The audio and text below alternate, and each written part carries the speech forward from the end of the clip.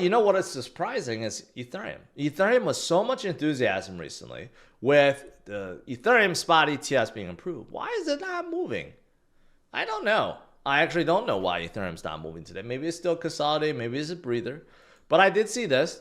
David Hoffman with Bankless invited Anatoly from Solana and a ETH dev, and they battled it out. Although I'd rather see them battle it out in the pit of karate combat, okay? And I'm going to make that happen somehow. Get Anatoly to fight Charles Hoskinson in karate combat in IFC. That would blow up the internet. I'm going to make that happen. But anyways, but what about, in the meantime, Ethereum versus Solana, right? There are basically pros and cons to both. So a lot of people do think Ethereum is going to have a supply shock moment, just like Bitcoin, because the ETFs, researchers are saying it may attract 4 billion in inflows in just 5 months. It could happen.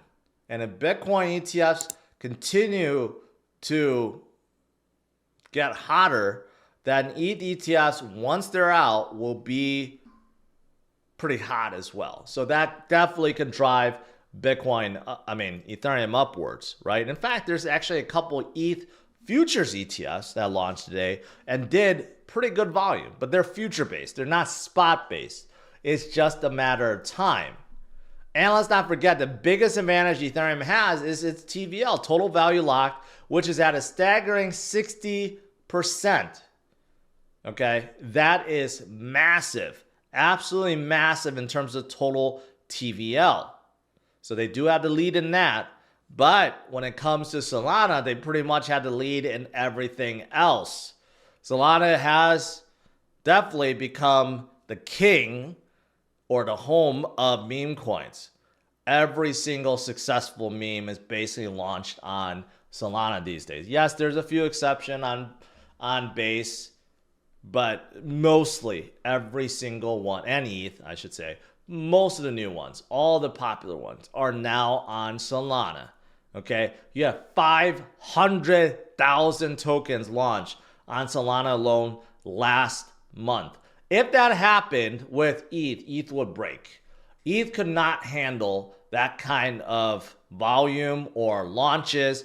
They would absolutely break, but it doesn't matter on Solana because they can handle it, right? And you got like projects like Pump.Fun, who is helping contribute to all the tokens. Not to say that having 500,000 tokens released per month is good, but still shows the potential.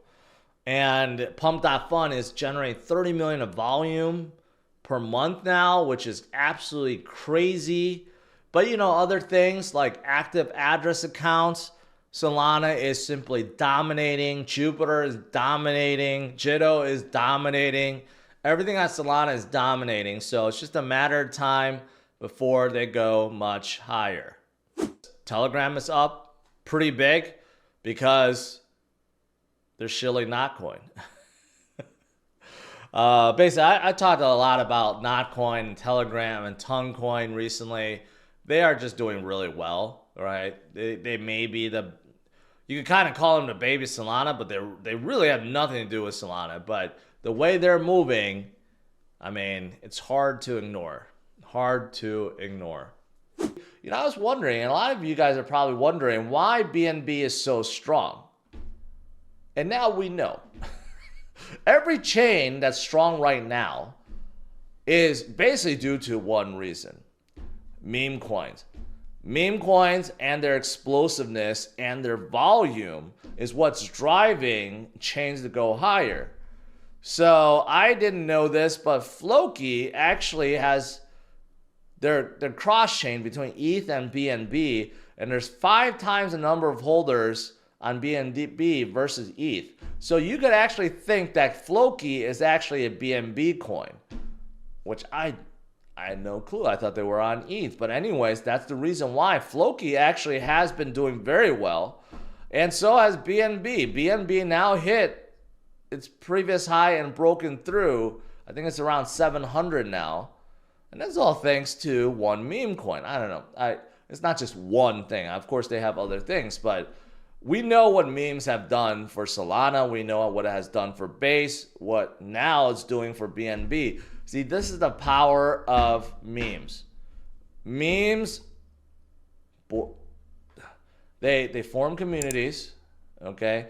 And they bring massive FOMO, and they bring massive volume, and they cause massive buying, and ultimately that causes the price to go a lot higher. The power of memes. That's kind of crazy. That is really kind of crazy. And there's a lot of whale activity, a lot of people buying BNB left and right.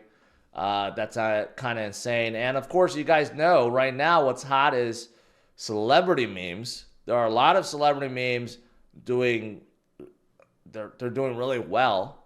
Not to say that they're sustainable, but they are doing well. So in fact, Vitalik is now chiming in. Vitalik does not like what he sees.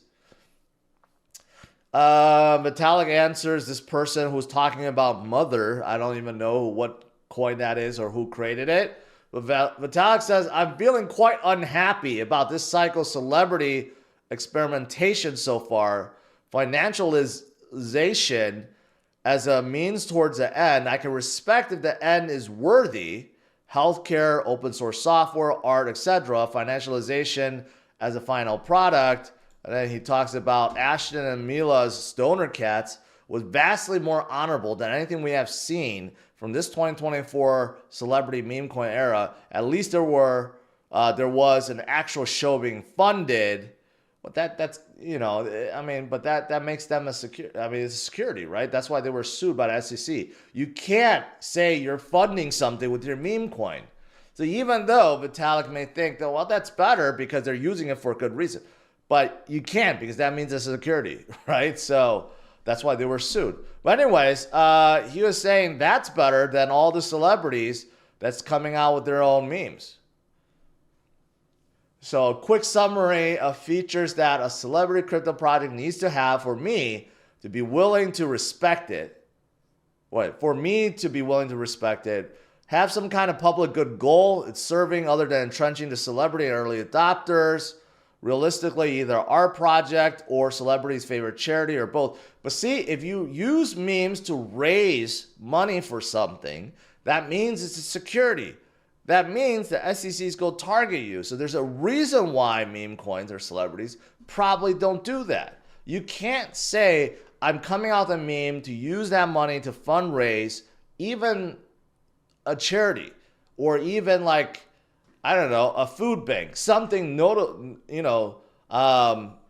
something worthy, right? You can't because that means you're actually raising money and it's a security. So that basically gets eliminated. Second, having some kind of fund mechanism that goes beyond just trading a token. As much as I dislike token voting DAOs, at least they give something for people to do or organize. But DAO's fine. Basically, you want to give governance, right? Make something that lasts 10 years rather than bubbling around a few months and then being forgotten. I mean, that's easier said than done. I mean, if you make a meme coin, it could last 10 years. I mean, look at Doge. Doge has been around for 10 years. All of them will last 10 years. Whether or not people still hold it after 10 years, that's a different story.